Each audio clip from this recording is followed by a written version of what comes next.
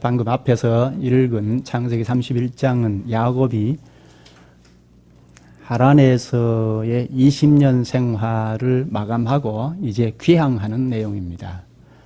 31장에서 귀향을 해서 온전한 귀향은 35장에 가서야 하는데요.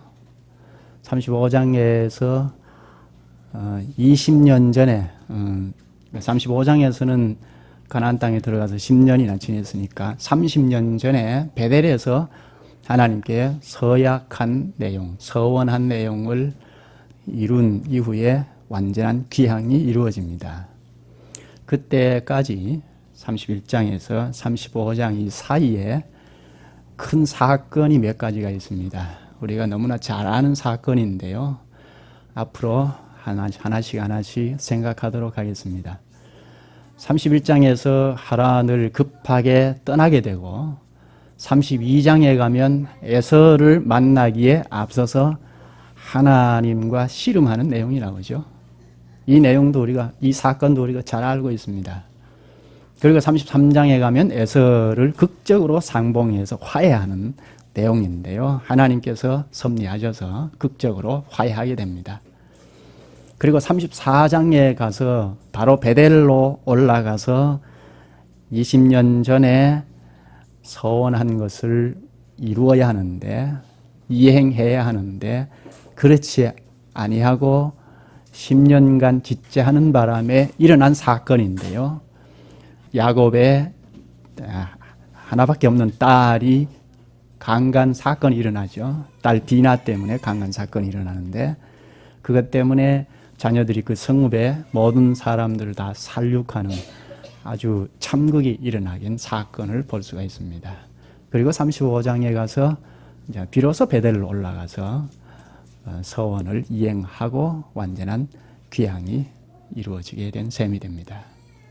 오늘은 이제 귀향의 시작인 하란을 떠나게 되는, 떠나면서 급하게 도망치듯이 떠났는데 그러나 결국 외삼촌과 만나서 큰 위기에 빠질 뻔했는데 하나님께서 그것도 잘 수습해 준 내용을 보겠습니다.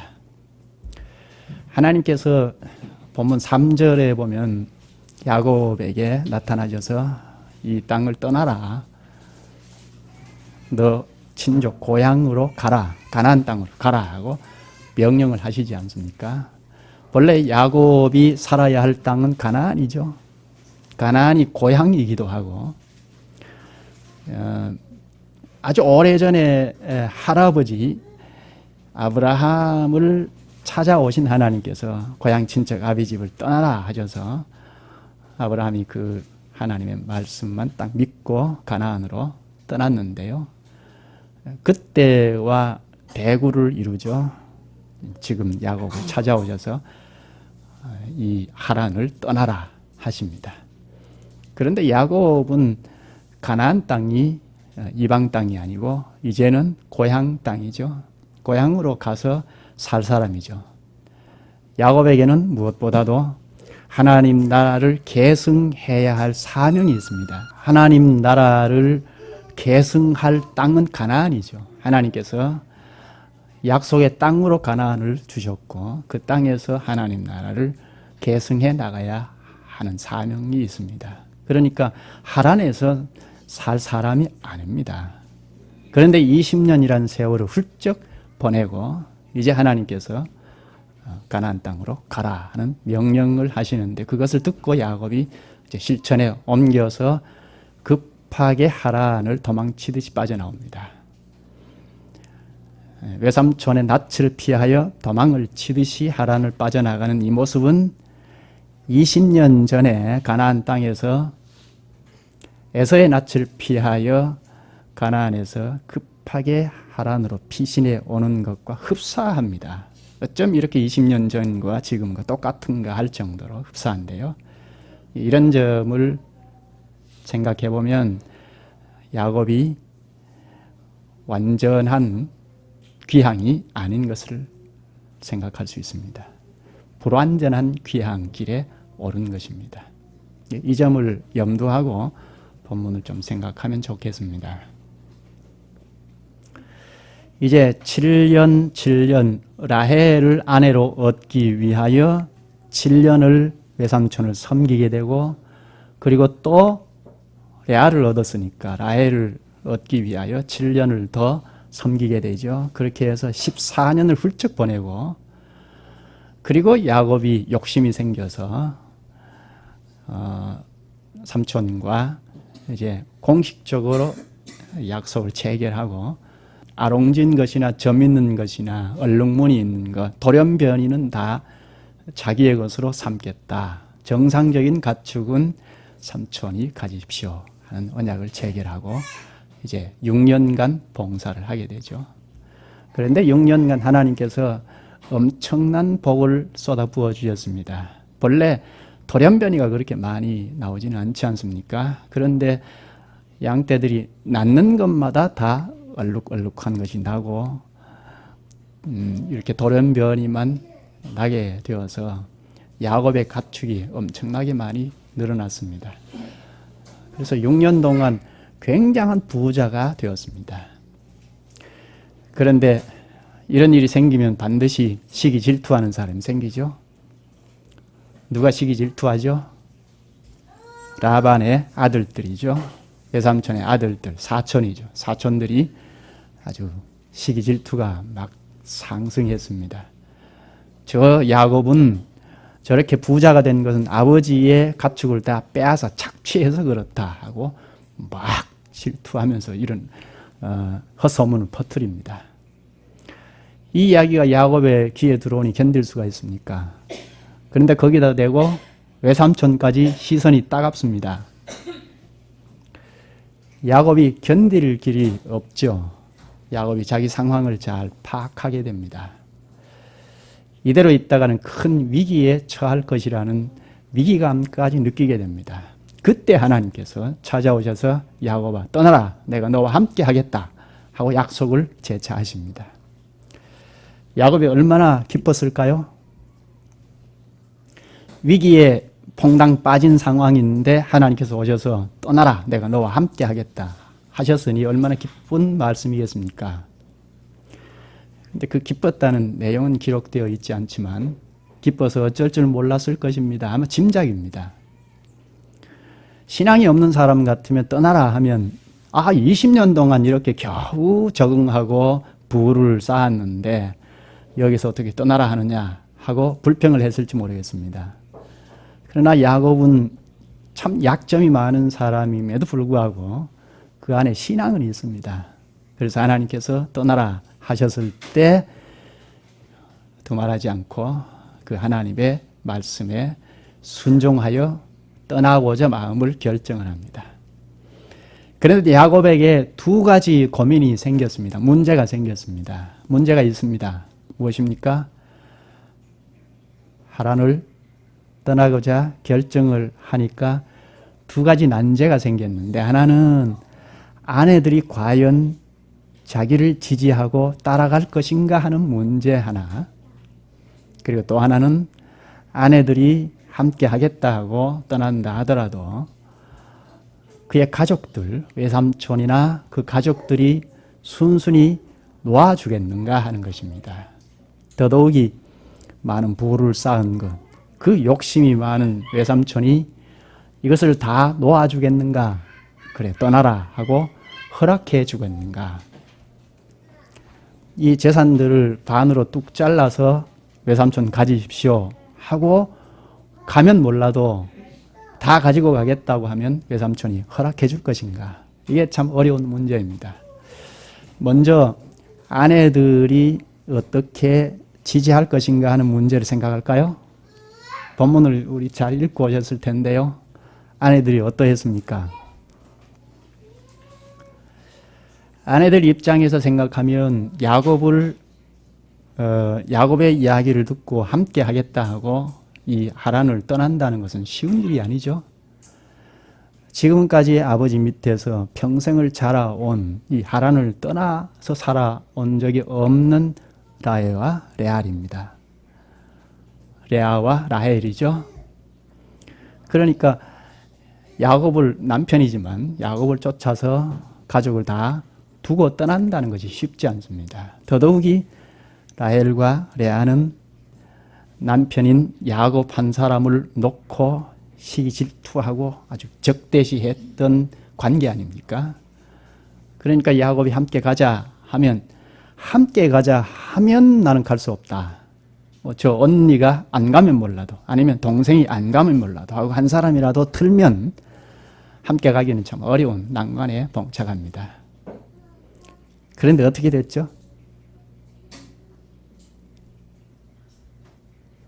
다 읽으셨잖아요. 이 문제는 그렇게 어렵지 않고 쉽게 해결이 되었습니다. 야곱이 떠나고자 마음을 먹고 두 아내를 양떼들이 있는 들판으로 불러내죠. 불러내어서 자초지종 20년 동안 아버지를 섬겼던 내용을 이야기를 쭉 합니다. 20년간 아버지를 섬겼는데 계속해서 착취만 당하고 살았다는 사실을 이야기를 합니다.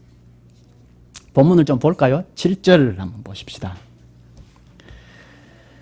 그대들의 아버지가 나를 속여 품삯을 10번이나 변경하였느니라. 이건 거짓말을 붙이지 아니했을 것입니다. 그러나 하나님이 그를 막아서 나를 해치지 못하게 하셨으며, 그리고 9절을 볼까요? 하나님이 이같이 그대들의 아버지의 가축을 빼앗아 내게 주셨느니라. 야곱의 강조점은 하나님을 앞에 전면에 내세워서 20년 동안 너희 아버지, 나의 외삼촌은 이렇게 착취를 거듭하고 계약을 한 것을 계속 변경하면서 착취했음에도 불구하고 하나님께서 나에게 복을 쏟아 부었다 하는 것을 강조해서 이야기합니다. 하나님께서 야곱을 보호하기 위하여 라반의 계획이 계속 실패로 돌아가게 하셨다는 거죠. 하나님께서 야곱을 지키기 위하여 라반을 심판하셨다는 이야기입니다. 과거에 하나님께서 아브라함에게 약속하지 않았습니까? 고향 땅을 떠날 때에 떠나라 하시면서 아브라함에게 너를 축복하는 자에게는 내가 복을 내리고 너를 저주하는 자에게는 내가 저주하리라 하는 약속을 하셨죠.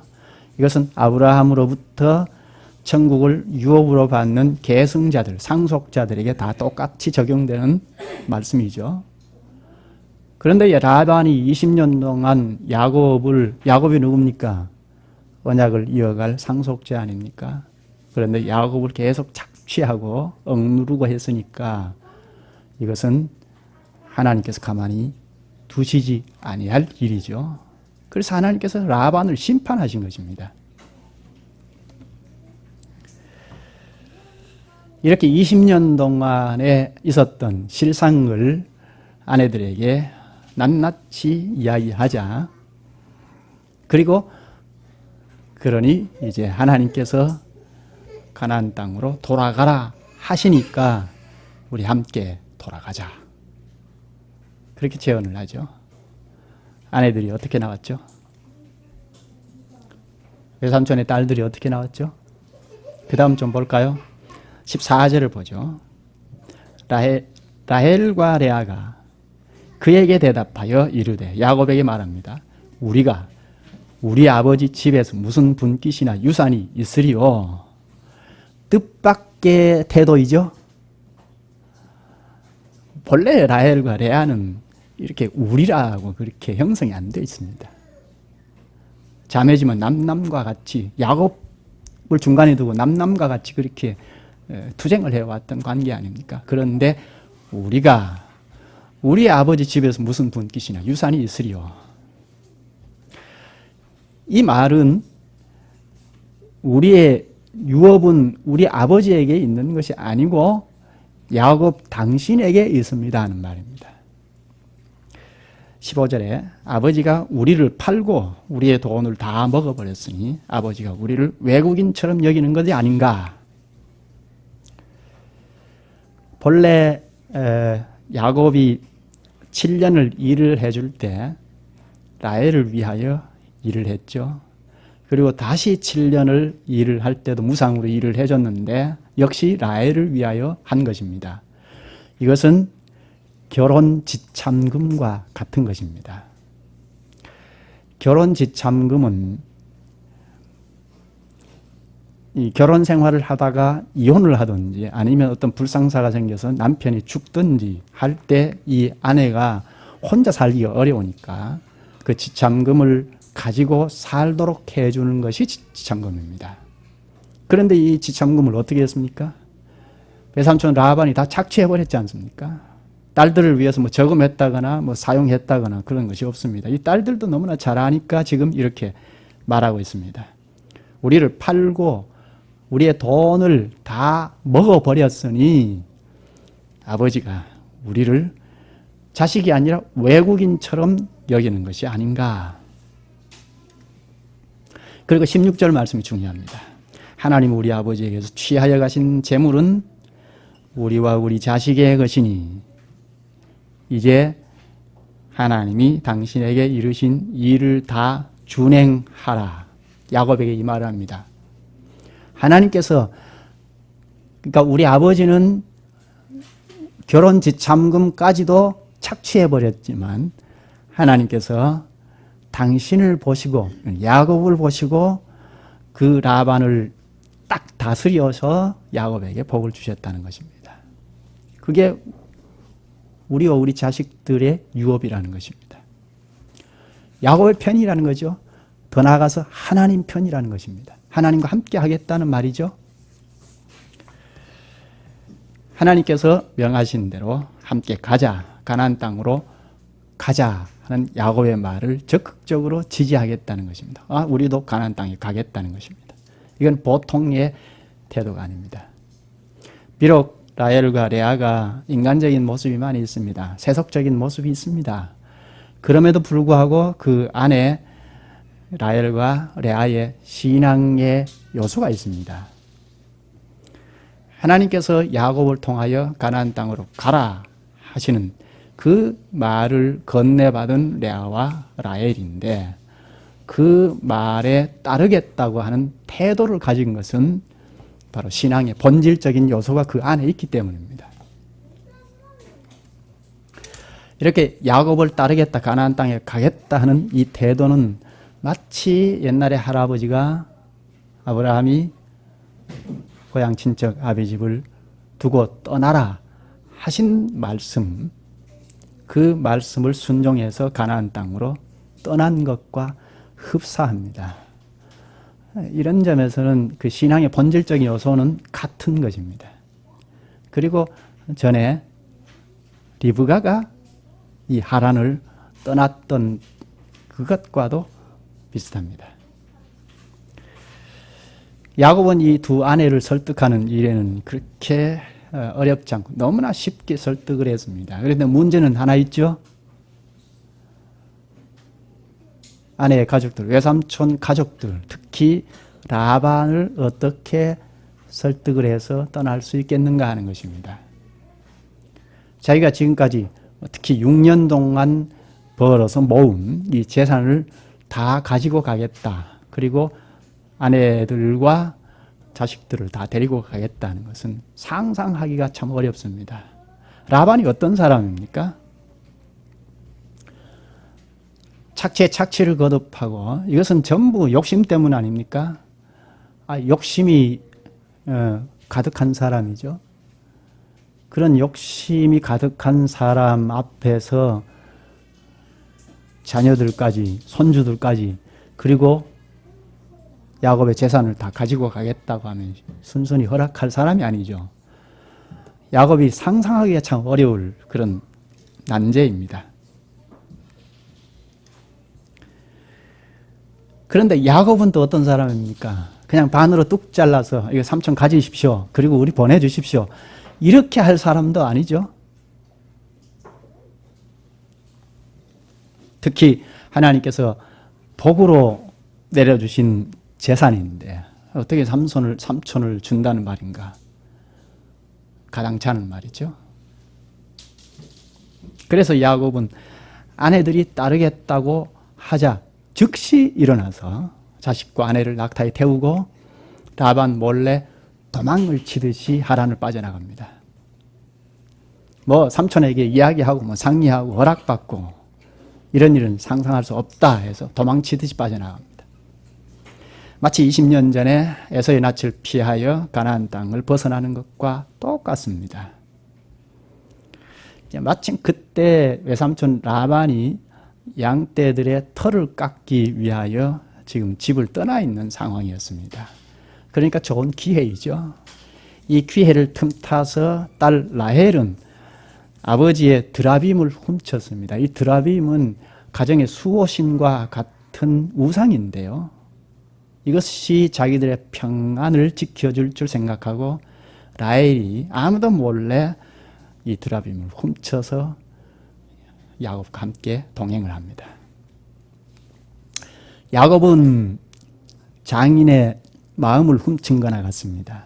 장인에게 상의도 한마디 없이 허락 없이 몰래 도피하듯이 도망을 치듯이 나왔으니까 삼촌의 마음을 훔친 것입니다. 이렇게 야곱의 가정은 하나님의 명령을 따라서 하란을 떠나는 데서도 매우 세속적인 방식으로 속이고 속는 세속의 틀과 습관을 벗지 못한 상태에서 떠납니다. 20년이란 세월 동안 야곱의 신앙의 개혁은 별로 없이 하란을 떠나게 됩니다. 야곱의 모든 소유를 이끌고 강을 건너서 길르앗 산을 향하여 도망을 칩니다. 그런데 야곱이 떠난 지 사흘 만에 라반이 이 사실을 알게 됩니다. 라반은 급하게 친족들과 함께 7일간 야곱을 추격하여서 길르앗 산에서 야곱을 따라잡았습니다. 이 하란에서 바단 아람에서 이 길르앗 산까지 학자들이 계산을 했는데 한 480km쯤 된다고 하는데요. 그러면 일주일 동안 추격해서 따라잡았으니까 야곱이 한 10일 동안 이렇게 480km를 갔다는 것도 굉장히 재촉해서 간 것이고, 그리고 일주일 동안 이렇게 470km를 갔다는 건 하루에 한 70km를 쫓아갔다는 것이니까 얼마나 힘차게 쫓아갔을까요? 상상이 되죠? 라반이 그만큼 노했다는 것입니다. 경노했습니다. 왜 이렇게 추격한가요? 라반의 일행들이 야곱을 추격하는 목적이 무엇인가요? 붙잡으면 죽이겠다는 것입니다. 야곱을 죽여야 딸들과 손주들 그리고 가축들을 다 자기 것으로 삼을 수 있기 때문입니다. 라반은 그렇게 충분히 하고도 남을 사람 아닙니까? 이대로 가면 분명히 큰 문제가 야기되겠죠. 야곱은 또 어떤 사람입니까? 순수히 라반의 공격에 당하고 있을 사람은 아니죠. 그러면 치열한 전쟁이 일어날 가능성이 높습니다. 전쟁이 일어나면 많은 인명이 피해가 입을 것이 분명합니다. 이런 급박하고 위기 상황인데 하나님께서 라반을 찾아가십니다. 찾아가셔서 본문 볼까요? 24절을 한번 보십시다. 밤에 하나님이 아람 사람 라반에게 현몽하여 이르시되 너는 삼가 야곱에게 선악간에 말하지 말라 하셨더라. 너는 삼가 이 말을 직역하면 스스로 조심하라는 말입니다. 하나님께서 라반에게 스스로 조심하라. 이것은 경고의 말씀입니다. 너 조심해라. 조심하지 않으면 큰일 나겠다는 거죠. 조심하라. 그리고 선악간에 말하지 말아라. 뭐 이런저런 말을 야곱에게 가서 하지 말아라는 거죠. 책망을 하는 것은 물론이고 아니면 집으로 돌아가자 하는 말도 할 수 없도록 라반의 입을 봉했습니다. 이렇게 경노하고 있던 라반의 마음을 제재를 하고 누그러뜨렸습니다. 이렇게 해서 하나님께서 야곱을 지키고자 하신 것입니다. 왜 그런가요? 야곱은 하나님 나라를 상속해야 할 자이기 때문입니다.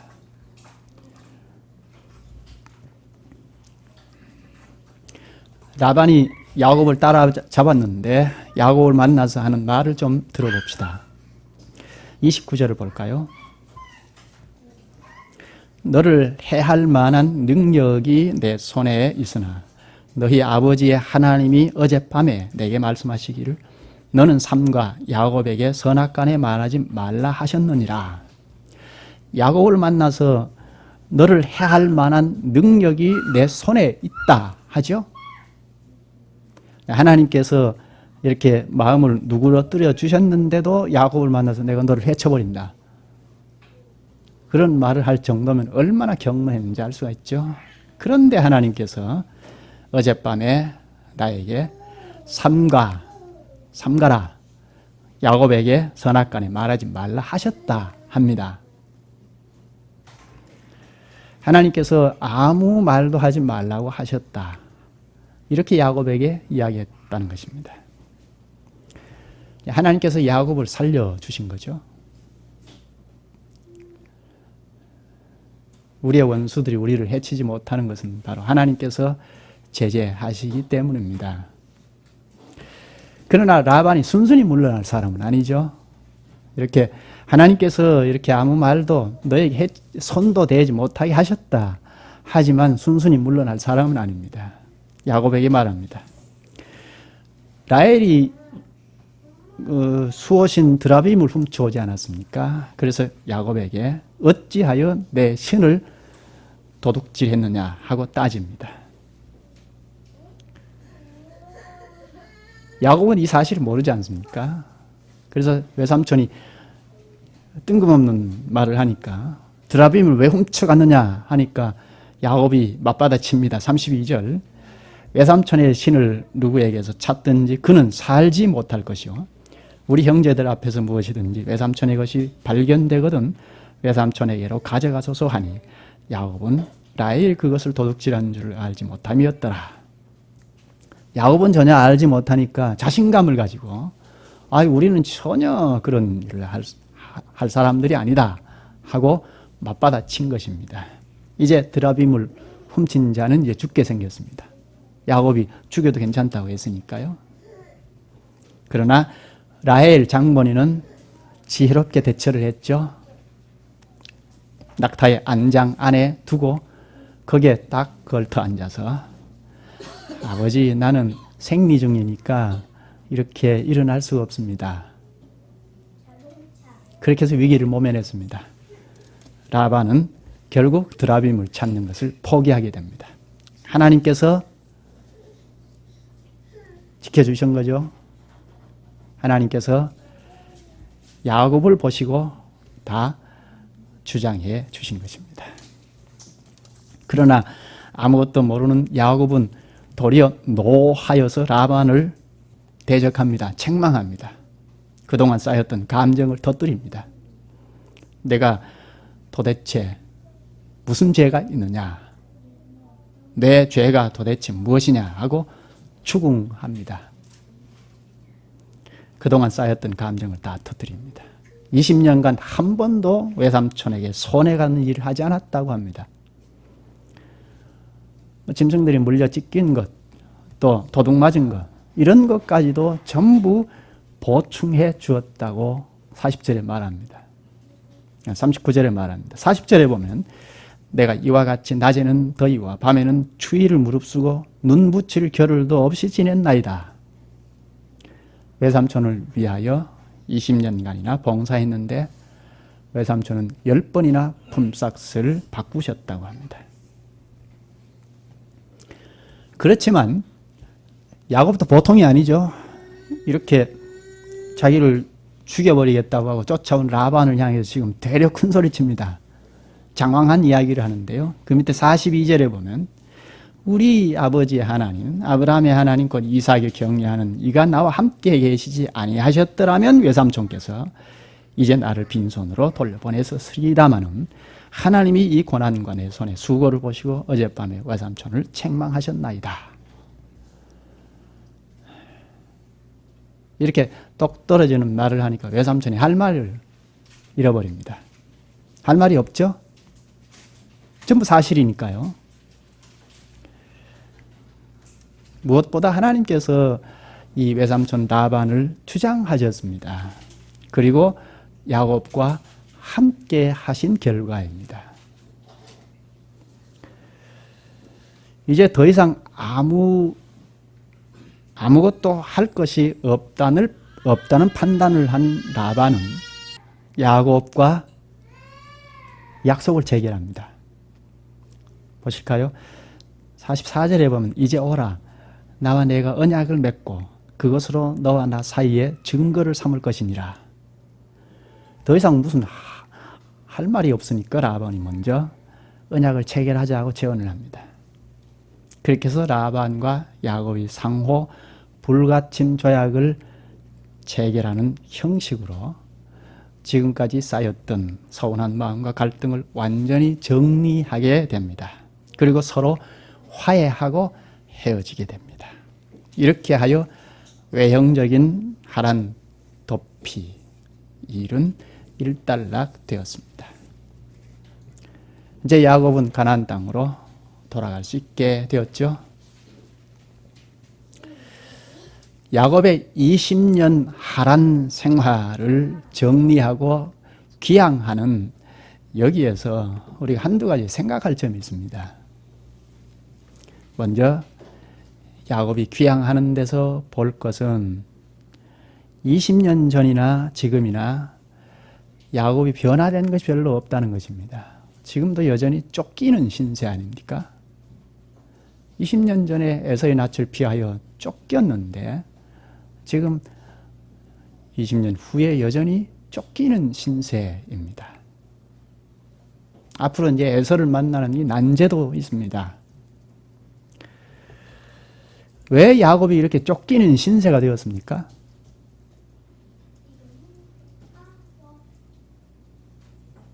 한마디로 이야기하면 야곱의 욕심이 너무 지나치다는 것입니다.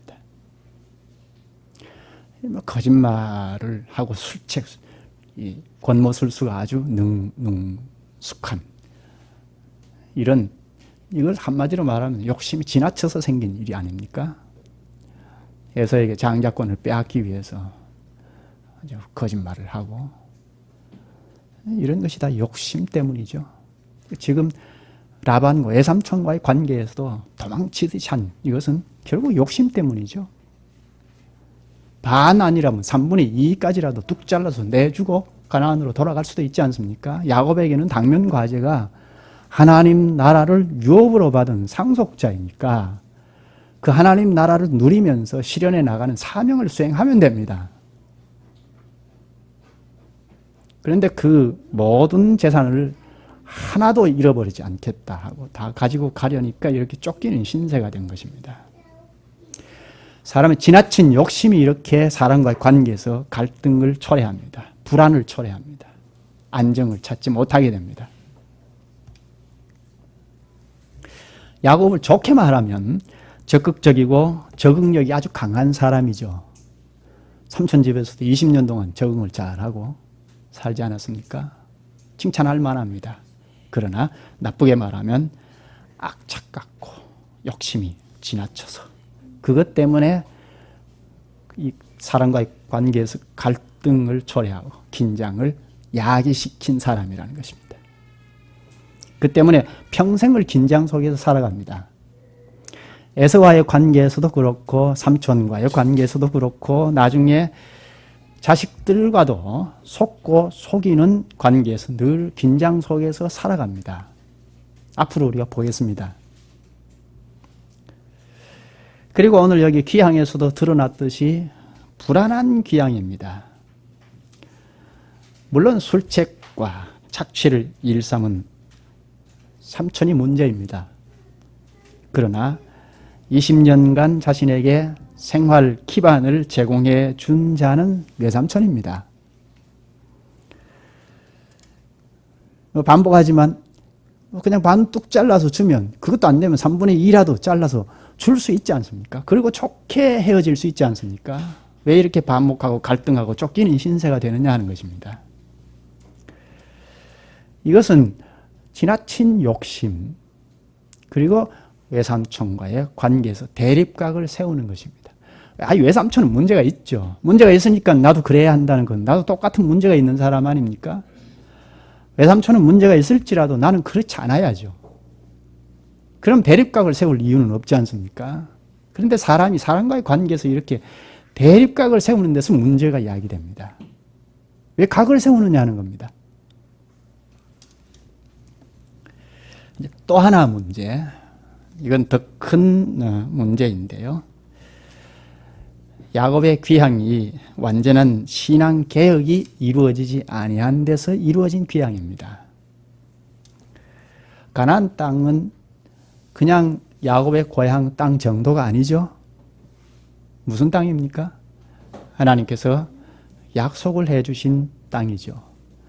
하나님 나라를 일구어 가야 할 땅입니다. 하나님 나라를 국가 형태로 세우기 위하여 가족 공동체, 족장 교회를 잘 세워야 하는 그런 당면 과제 사명이 있습니다. 그러므로 가나안 귀향에 앞서서 신앙의 결단이 필요합니다. 지금 야곱의 이 귀향은 야곱이 누구에게 속했느냐 하는 분기점 아닙니까? 과연 나는 하나님께 속했다, 하나님 나라 백성이다 하는 분기점에 속한 것입니다. 명확한 신앙의 결단과 정화가 필요합니다. 그러나 야곱은 단지 라반 일가의 위협을 피하려는 데만 급급하여 보다 근본적이고 우선적인 신앙 개혁의 문제는 아주 등한히 해버렸습니다. 그것이 어디에서 드러났습니까? 라헬이 가정의 안녕과 평안을 보장하는 우상 드라빔을 훔친 데서 야곱의 신앙의 문제가 드러났습니다. 왜 신앙을 점검하지 못했느냐 하는 것입니다. 신앙 점검이 없었다는 증거입니다. 도피하는 데만 급급했습니다. 또 야곱이 가나안 땅에 들어선 이후에도 10년간이나 베델로 올라가서 서원을 이행하지 않습니다. 그것을 통하여 결정적으로 신앙의 개혁이 조금도 없었다는 것이 드러난 것입니다. 무릇 성도는 무엇을 결정하든지 또 어디로 행하든지 먼저 신앙의 문제를 점검해야 합니다. 하나님께서 나와 함께 하신다, 그것만 가지고 되지 않죠? 우리가 하나님의 어떤 기계 부속품처럼 그렇게 움직이는 존재가 아니지 않습니까? 하나님 그렇게 창조하신 분이 아니죠? 하나님께서 우리와 함께 하시지만 하나님께서 야곱과 분명히 함께 하신다고 약속하셨으니까 그 약속을 이행하십니다. 언약민들과 함께 하신다고 하니까 약속을 지키십니다. 그럼 우리는 그것만 있으면 다 됩니까? 우리의 반응이 있어야 하죠. 신앙의 점검이 반드시 필요합니다. 신앙의 개혁이 있어야 합니다. 하나님 뜻이 무엇인지 살펴서 그 뜻을 늘 묻고 실천하면서 생활을 영위하는, 거기에서 신앙의 개혁이 일어나죠. 자꾸 발전합니다. 개혁교회, 개혁신앙은 다른 것이 아니고 하나님 앞에서 하나님의 말씀이 주어지면 그 말씀 앞에서 자신을 자꾸 돌이키는 것입니다. 그것이 개혁이고 개혁신앙이고 개혁교회입니다. 그것이 그렇게 가는 길만이 좀 돌아가는 길이라도 또 지루하게 보일지라도 이 땅에서의 평안과 또 진정한 구원으로 이끄는 가장 안전한 대로가 됩니다. 잠언 3장 5절에 보면 너는 마음을 다하여 여호와를 신뢰하고 내 명철을 의지하지 말라 합니다. 또 하나 마지막으로 우리가 반드시 생각해야 할 점인데요. 오늘 우리도 생각해야 할 점이고 야곱의 문제도 생각할 점인데요.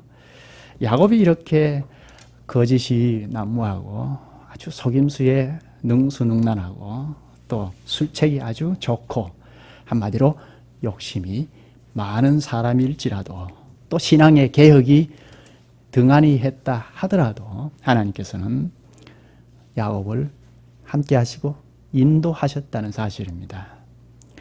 야곱의 귀향 결정부터 귀향 결행 또 라반과의 완전한 관계 청산 등 전 과정을 하나님께서 인도하셨다는 사실입니다.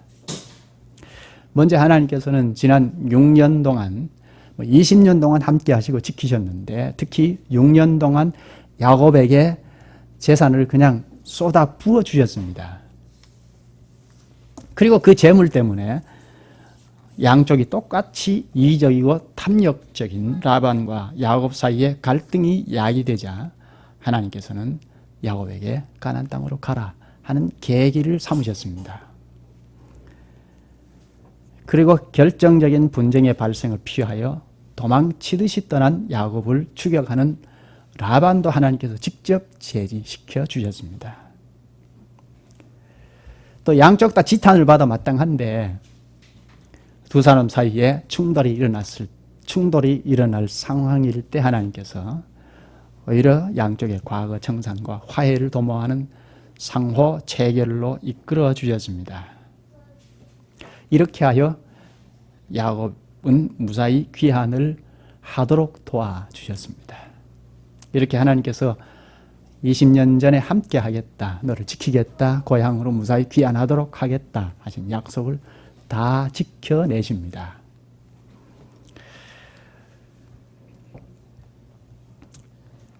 이 사실을 야곱도 잘 알고 있습니다. 아내를 이 들판으로 불러내어 설득을 할 때 6번이나 하나님이란 이름을 반복해서 말하면서 자신이 하나님께서 고향으로 가라, 가나안 땅으로 가라 하신 뜻에 의한 결정인 것을 말한 것을 볼 때 야곱도 하나님께서 함께 하신 사실을 잘 알고 있습니다.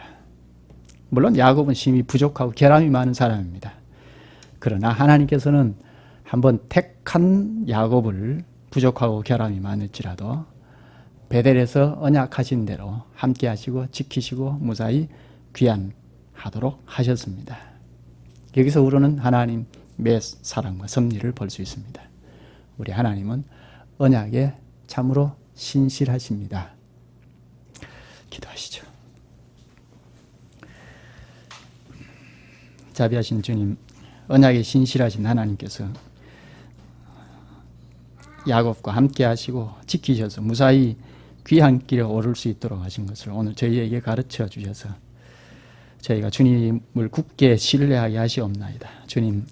주님께서 저희를 택하사 거룩한 주님의 나라의 상속자들로 삼으신 뜻을 깊이 인식하면서 야곱 시대와는 비교할 수 없는 밝은 계시 시대에 살아가는 자답게 주님을 굳게 신뢰하고 나아가게 하여 주시옵소서. 주님께서는 저희의 부족과 결함이 많은 중에도 늘 함께 하시고 지키시고 인도하시는 분이심을 밝히 깨달아서 주님을 어김없이 따를 수 있게 하여 주시옵소서. 예수님의 이름으로 기도하옵나이다. 아멘.